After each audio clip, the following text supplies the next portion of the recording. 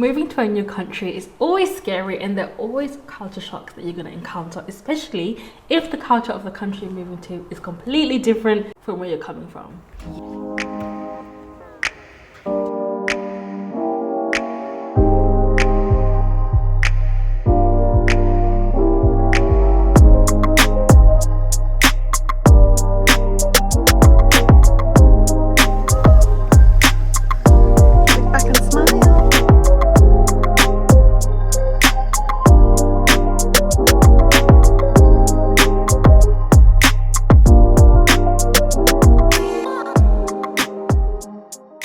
Moving to Germany was a massive culture shock for me because I had the Zimbabwean culture, then also the British culture, and then moving to Germany, I had things that I had to learn, and today I'm going to tell you about the tips and tricks that I used to help me combat culture shock. Now, there are different types of culture shock. There's positive and negative culture shock, but today I'm just going to mix it up and tell you how you can combat the different types of culture shock. I mostly experienced both. Actually, I experienced both negative and positive. For example, when I first moved to Germany, people here do not say please and thank you as much as people in the UK.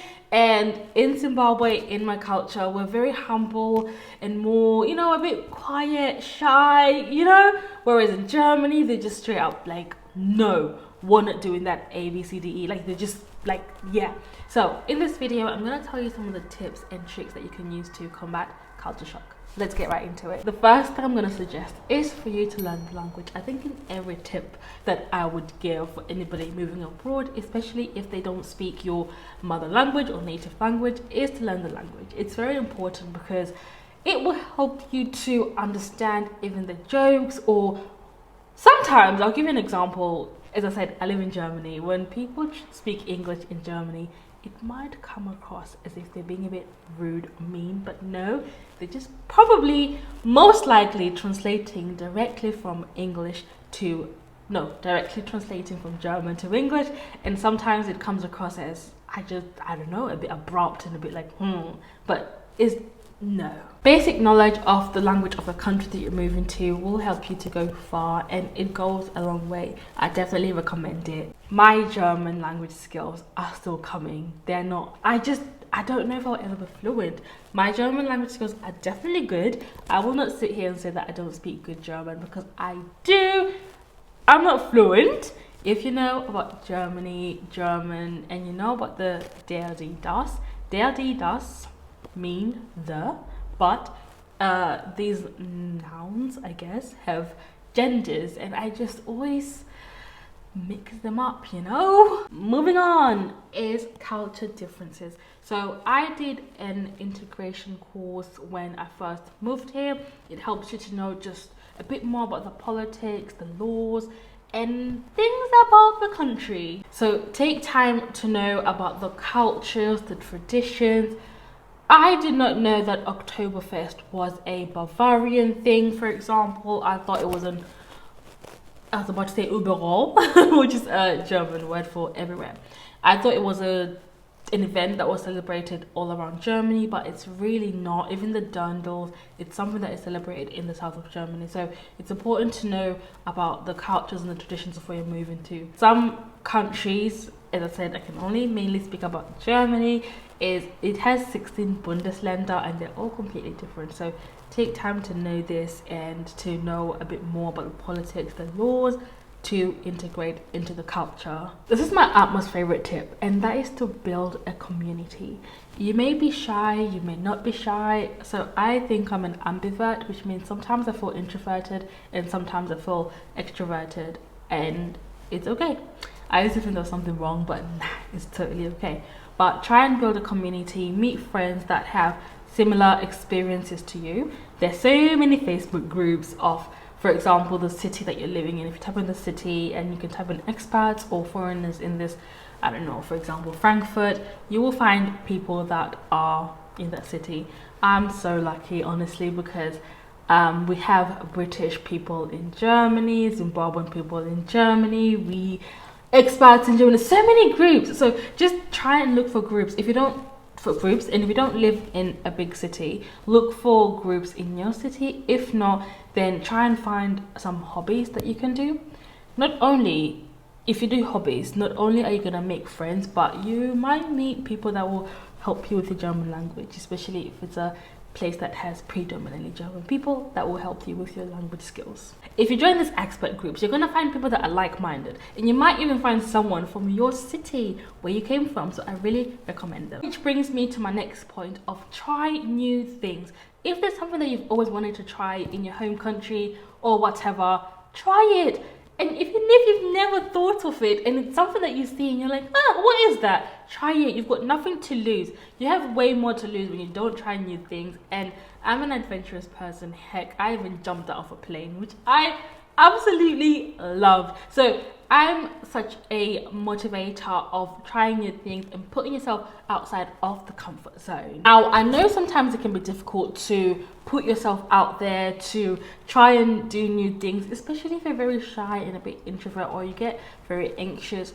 Then I would say seek support. Try and seek support from healthcare professionals or some members of certain bodies that can talk to you of how you can improve your life. This could even be therapy. There are even support groups for people that move abroad, so it doesn't have to necessarily be physical. It can be online. So I definitely recommend that you seek support. Don't go through things alone. There are many people, even at work, you can try and seek support from, ask somebody at work. Someone always knows something, and someone always has some sort of information that you can use. And nowadays, everything is digital. I can recommend an app called BetterHelp, not sponsored at all, but it's sort of like it's a therapy. You can get therapy, but there's also group sessions that you can join, and you can speak about your troubles, what you're going through, but you just obviously join the relevant group. And I would recommend it because you can really talk about what you're feeling and express yourself. Not just BetterHelp, there's so many apps and platforms for you to seek help these days. My favorite thing to do is to explore the country. If you're in a big country, definitely look for new things to do, new cities or villages to visit. You can do it bi-weekly or every month. You choose, okay, every third week or every fourth week, you're gonna travel to a different city and just explore. You can simply Google things to do in Mannheim or something like this and take a trip. It doesn't matter as well if you're going by yourself. There's so many people that are even open to meeting up, or you can find people online on TikTok or on Instagram, whatever app you're using, that might be willing to meet up with you. If not, it's totally okay. Do your solo travel, and you will never know what you will learn about yourself while you do these things. I love solo travel. I started solo traveling maybe 5 years ago, I think, actually. And my first solo trip was to Budapest. It was one of the most amazing experiences of my life. And I think now I go there every year, obviously, except for during the lockdown, but it's really motivated me, and it showed me how strong I am and how capable I am of being independent, to travel myself, to explore and to meet people. My advice is, if you're visiting a new country or doing a solo trip, definitely do your research and check if it's safe for you. So obviously I'll check if it's safe for women, and obviously for my, so I always make sure that I check these things. And I do my solo trips. I list out all the places that I really want to see, and I check on the map how I can navigate, and I make sure my hotel is not so far from these places, but I also make sure I stay in safe and accessible locations.